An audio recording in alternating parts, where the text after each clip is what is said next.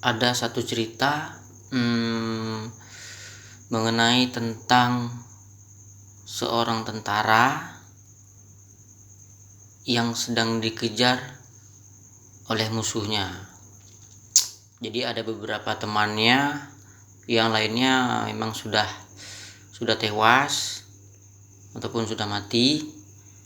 Jadi tinggallah dia sendiri. Sementara musuh yang ada di belakangnya sekitar 5 atau 7 orang sedang mencari dan mengejar si tentara tersebut. Jadi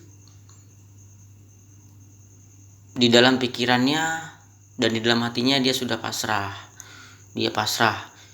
Gimana caranya? Sedangkan dia cuman punya senjata satu dan cuman punya amunisi 1 magazine.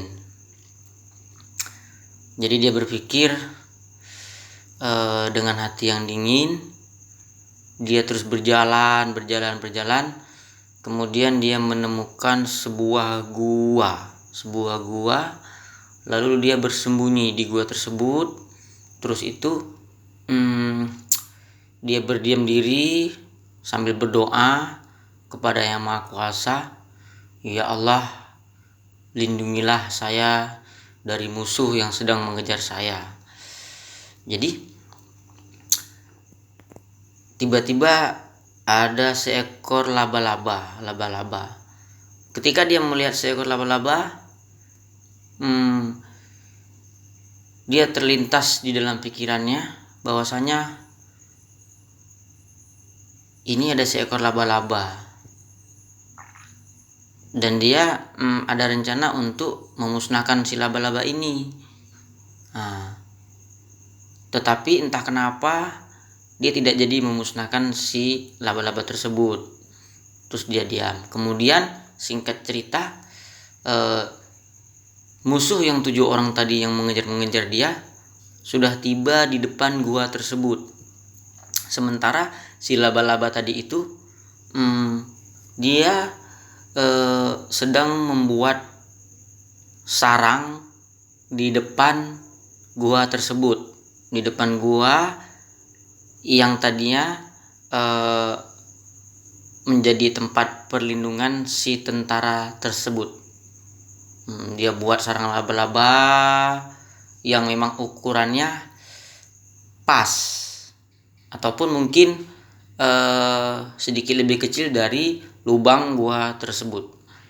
Jadi ketika si musuh sampai di depan gua, dia melihat, dia ada pikiran mau masuk ke dalam gua tersebut. Tetapi dia ragu karena kenapa? Ketika dia melihat ada sarang laba-laba, dia langsung berkata, tidak mungkin dimasuki oleh manusia di dalam gua ini karena ada sarang laba-laba. Jadi sarang laba-laba ini menandakan bahwasanya itu gua sudah terlalu lama tidak pernah dimasuki oleh manusia. Dan ternyata singkat cerita si musuh tadi balik kanan cabut meninggalkannya. Jadi inti yang saya bilang ini adalah jangan pernah kita menyepelekan orang ataupun menyepelekan seekor binatang walau sekecil apapun itu. Karena kenapa? Bisa jadi yang akan menolongi kita nanti itulah dia yang tadinya kita menyepelekan. Karena kenapa? Yang menolong kita itu kita tidak tahu siapa. Bisa saja yang menolong kita itu adalah yang tidak pernah kita sangka dan tidak pernah kita duga. Mungkin Anda bisa mengambil kesimpulan dari cerita saya ini. Oke, itu saja. Terima kasih.